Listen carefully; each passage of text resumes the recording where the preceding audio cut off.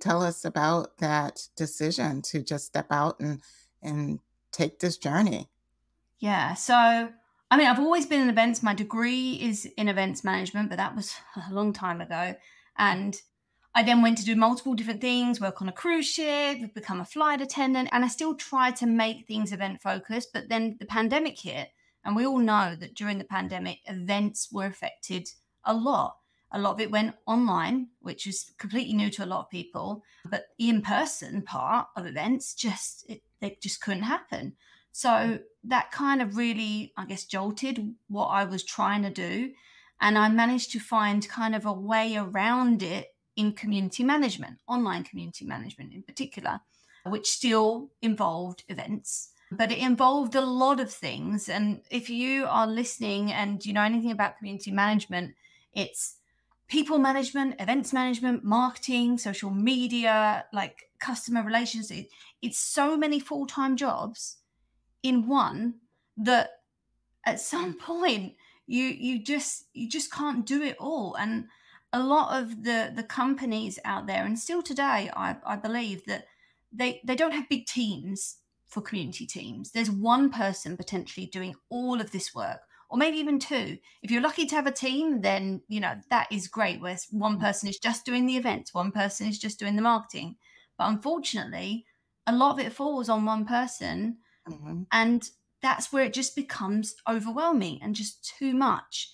And I kind of felt like I was getting into that in what I was doing. And I knew that events were what I wanted to do. And the only way for me to do that was just to step away. Yeah.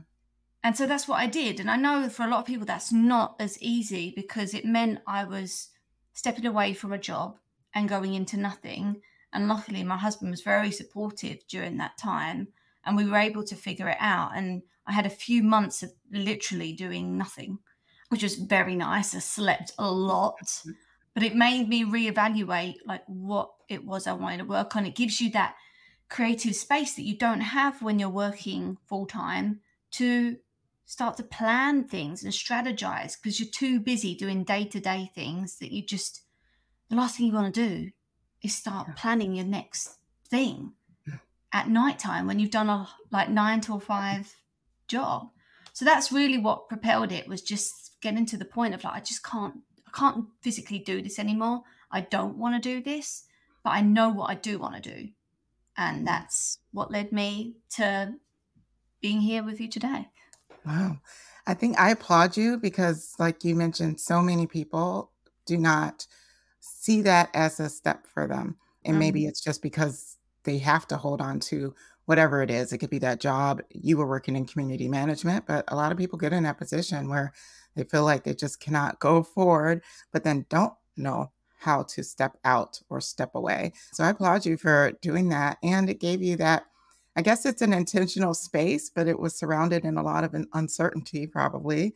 And it's Mhm. wonderful that you had your supportive husband and things, but it can be pretty intimidating to just stand in that space of nothing and really try to create what that pathway forward is for you. So I think that's amazing that you did it. And now you're here, Yes. freelancer.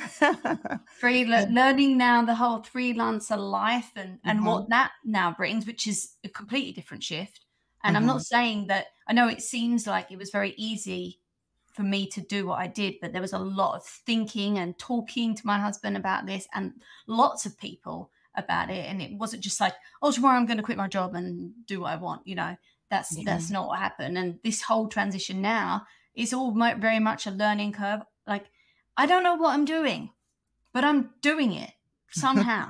And I think I've realized, you know, life is too short to not be doing something that doesn't bring you joy. That like Mhm, you we work so much that the things that we work on, we have to love them. And I'm not saying we should love them every single day because that doesn't always happen, but you have to be passionate about what you're doing. Otherwise, it's not going to come through in the work that you then present or create or whatever you're doing. So if anyone's listening that's in yeah. potentially in a rut, like think about what brings you joy, what are you Mhm. passionate about, and can you carve out time to do that alongside what you're doing?